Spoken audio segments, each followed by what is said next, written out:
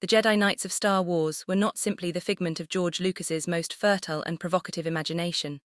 Those who have grown up coveting the powers of the Jedi will be pleased to learn that Masters of the Force did indeed once exist. Records of them survive in certain countries, such as Egypt and Persia, where they were magician priests and the guardians of powerful priest kings, similar to the Emperor of Star Wars, albeit without his predilection for the dark side. In ancient Egypt, the surviving histories reveal that the Jedi manifested as the Jedi, hence the name Jedi, which was a sect of the priesthood and masters of the Force that protected the pharaoh. And in Persia they were the Narts, guardians of a holy grail called the Nartmong, and the protectors of enlightened priest kings who lived at least 1,000 years before King Arthur and his Knights of the Round Table. The remarkable history and wisdom of these two early sects of Jedi Knights was first introduced to the West by the Knights Templar, who upon returning from the Middle East in the 13th and 14th centuries, distilled Jedi histories learned from the Sufis into a series of lengthy Holy Grail legends. Within these pithy legends, the Templars synthesized the powerful emperors and priest kings of the past into the enigmatic figure of the Fisher King, the resident of a Grail castle, and the owner of various manifestations of the Holy Grail. His well-being and the safekeeping of his castle's Holy Grail relics was given over to an order of Knights of the Grail, who were a distillation of the early Jedi Knights from Egypt and Persia. But the Knights Templar let it be known that they were not just historians of the ancient masters of the Force. They were themselves a latter-day version of Jedi Knights.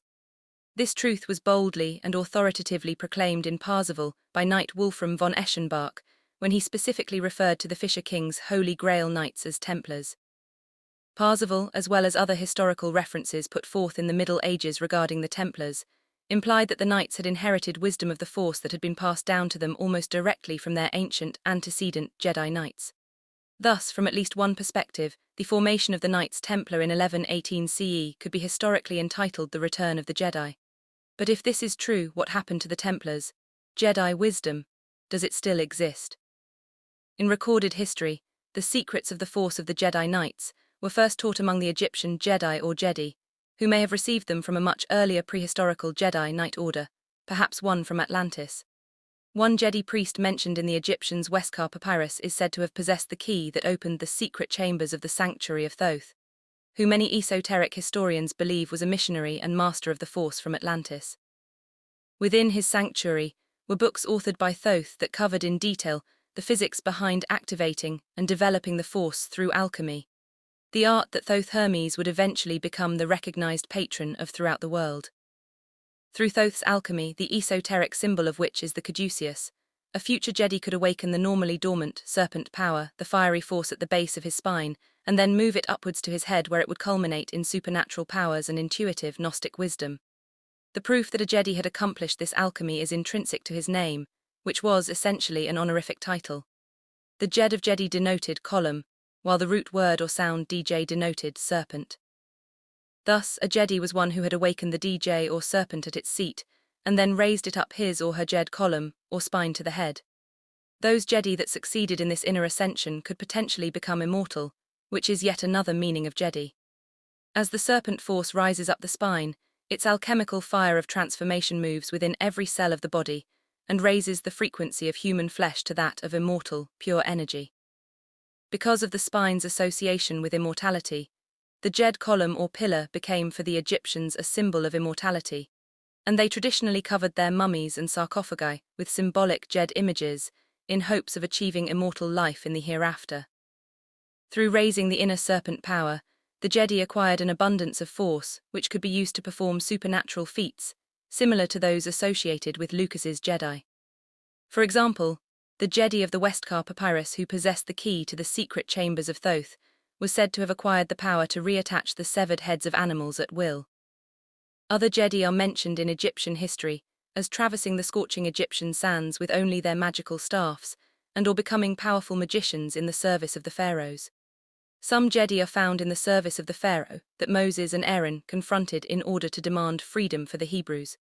At the pharaoh's command, his Jedi magicians turned their staffs into live serpents, which represented the serpent power that each Jedi possessed. But Aaron's staff also turned into a snake, albeit a much larger snake than those of the Jedi, and it proceeded to consume their smaller serpents, thus proving the superiority of his serpent power to theirs. The wisdom of the Jedi that the Knights Templar learned about may have first entered the Middle East as early as the Exodus, since Manetho tells us that the Hebrew leader Moses had been initiated into all the secrets of Egypt's priesthood during his formative years in the country. The wisdom of Jedi may have also arrived many years later when Dhul-Nun al-Misri travelled from Egypt to the Middle East after spending many years studying the alchemical hieroglyphs covering the temples and obelisks of Egypt. With the esoteric wisdom he discovered, Dhul-Nun al-Misri founded the Al-Banna, the Sufi sect of Freemasons. According to the Sufi Idris Shah, the Al-Banna were teachers of the Templars during the years the Knights resided in the Al-Aqsa Mosque on the Temple Mount. Much of the wisdom of alchemy and the force that resulted from the Templar Al-Banna intercourse was later taken into the continent of Europe by Templars who assimilated it into fledgling speculative Freemasonry. The Order of Jedi Knights known of by the Templars was the Order of the Nart Knights, masters of the force of the ancient Persian Empire. Possibly as old or older than the Jedi of Egypt, the Narts may have existed as early as King Jamshid, one of the incipient Persian kings of legend who ruled during the time of Arian v Jahi, the Persian Golden Age that some historians have placed as early as 20,000 BCE. Jamshid was a classic example of the Fisher King of Grail legend in that he suffered a fall from pride and lost his force, or Far as it was called in Persia, although he had previously adhered to a righteous path and been a renowned master of the force. Jamshid engendered a lineage of far-empowered priest-kings that culminated in the highly spiritual Khayanid dynasty founded by King Khosrow, the Persian King Arthur. Records state that, like King Arthur, Khosrow possessed knights, the Narts, who were associated with a holy grail, the Nartmong, and conducted their meetings around a table similar to Arthur's Round Table. The mystical legends of Khosrow and his Narts were eventually compiled into the Nart sagas during the later Persian Empire and have since been regarded as Persian counterparts to Europe's Holy Grail legends. According to From Scythia to Camelot, the Nart sagas may have first entered Europe with bands of Persian Sarmatian warriors who were in the hire of the Roman legions. The authors of this theory, Littleton and Malka, make the interesting observation that King Arthur and his knights may have themselves been Sarmatian soldiers and members of a Roman legion, stationed at what was Hadrian's Wall, with orders to protect England from the marauding Picts of Scotland. According to this possible scenario, following the downfall of the Roman Empire, Arthur and his men would have been released from their Roman service, at which time Arthur would have become king of the newly liberated land of Britain, and his fellow soldiers would have been transformed into the Knights of the Round Table. This alternate history of Arthur and his knights was recently made into a major motion picture entitled King Arthur, starring Clive Owen as the British monarch. What little we know today of the Persian Narts suggests that these neo-Jedi knights were continually seeking to increase their force in order to become warrior adepts with a high level of spiritual purity and enlightenment. Only those whose dedication to king and country was immaculate could hope to increase their far to the degree needed in order to drink from the Nartmong when it was passed around the Persian Round Table. Certain Narts increased their far to such a degree that they became the obvious choice to succeed an outgoing king. Some, like King Khosrow of the Khayanid dynasty, became endowed with a mystical temperament and an abundance of Gnostic insight. The mystical Khosrow eventually abdicated his Fisher King throne in favor of leading a purely mystical existence deep within the lofty mountains of Persia. The Jedi, secrets of the Force possessed by the early Persian kings and their Narts were preserved within Persian civilization as popular legend for many hundreds of years. Then, in the 11th century CE, Hassan I Sabbah, the founder of the Order of Assassins that was to become a huge influence on the Knights Templar, revived the ancient Nart tradition. He resurrected the secrets of the Force and founded a cadre of knights to serve him. Hassan chose for his court the castle of Alamut, the Eagle's Nest, which was located high in the Alborz Mountains, the region of northern Persia that had anciently been the seat of the Persian kings. Hassan learned the secrets of the Force both by studying the Nart legends and by traveling to Cairo in his younger years for the purpose of mastering 9 mystical degrees of a Sufi mystery school centered within the city. After his graduation, Hassan left Egypt and returned home to quickly establish himself as one of the greatest alchemists that Persia had ever seen. He subsequently founded his own mystery school of 9 degrees, which eventually became known as the Order of the Assassins. The degrees of alchemical purification of Hassan's school, which Hassan cryptically referred to as the 9 steps of ascension up the mystical mountain of Kaf, assisted his assassin knights in awakening the inner force and acquiring gnosis. Hassan's manual for his mystery school, the DJedi, provided a step-by-step guide to the alchemical practices that would lead an aspiring knight to the summit of Kaf. Hassan's alchemical secrets of the Force were passed down to successive generations of assassins, during which time they became known as the teaching of the resurrection.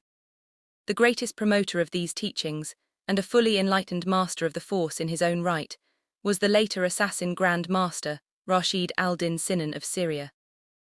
Sinan began his career as a common assassin knight in Persia, but eventually achieved enlightenment and an abundance of supernatural powers by adhering closely to Hassan's alchemy. After being sent to govern the assassins' outpost in Syria, Sinan is said to have acquired the power to be able to see into the past or future, and for being able to go for indefinitely long periods without eating or drinking. His psychic ability was also legendary. When a letter was delivered to him, it was said that Sinan would hold the unopened letter against his third eye for a moment, and then promptly write down and dispatch a reply to the sender. Through their encounters with Sinan and his knights, the Templars, who had nearby castles in Syria, learned some of the assassins' secrets of the Force. The Templars felt an affinity with the assassins since they were both renegade orders of knights aspiring to alchemy and gnosis, while being ostensible members of a fundamentalist religion. Sinan, whom the Templars came to call the Old Man of the Mountains, awed the knights with his powers, and they coveted his alchemy, which they eventually learned from both him and his knights, as well as from various other Sufi sects. As a complement to what would eventually become the prodigious amount of Sufi teaching they acquired, the Knights Templar also inherited the Gnostic teachings of the Johannite Gnostic Church, which had been passed down to them from a series of Grand Masters beginning with John the Baptist, Jesus, John the Apostle, and Mary Magdalene. The Knights Templar would subsequently create their own Holy Grail mystery school tradition comprised of numerous levels. The Force the Knights Templar were to discover was the true Holy Grail. Although the Knights may have possessed certain physical objects which were ascribed the power of a Holy Grail, including the Holy Shroud, and perhaps even the cup that Jesus drank from during the Last Supper, they discovered from their Sufi teachers that what made an object a Holy Grail was its accompanying force or Holy Spirit power. It was this force that activated and drove the process of alchemy within a knight, and eventually opened him to his inner Gnostic wisdom and supernatural power. The Templars' secrets of the Force eventually passed into some of the secret societies of Europe, including the Rosicrucians and Freemasons, and for a while this wisdom survived in its purity. But it would eventually become grossly distorted, hidden or completely forgotten, and the era of the Jedi Knights would come to a grinding halt. But now, certain Templar organizations are making a concerted effort to resurrect the Jedi, Knight wisdom of Egypt, Persia, and the early Templars. The old Gnostic and alchemical rites are beginning to be observed again, and the hidden alchemical texts are being pursued in places like Rosslyn Chapel and Languedoc in France. The OrgoKnights Guild is an order of knights that has combined every aspect of this ancient knowledge and apply it to the service of others. The OrgoKnights are very real, and it is time for the Jedi to rise again. The world needs us.